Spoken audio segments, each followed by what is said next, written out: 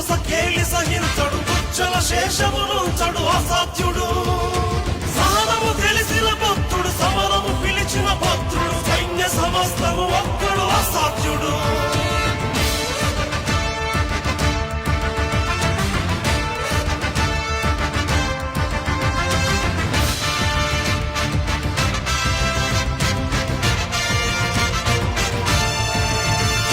సమయము స్థలమిక చూడడు కథనము అతనికి చెడుగుడు శత్రు శిరస్సుల నదల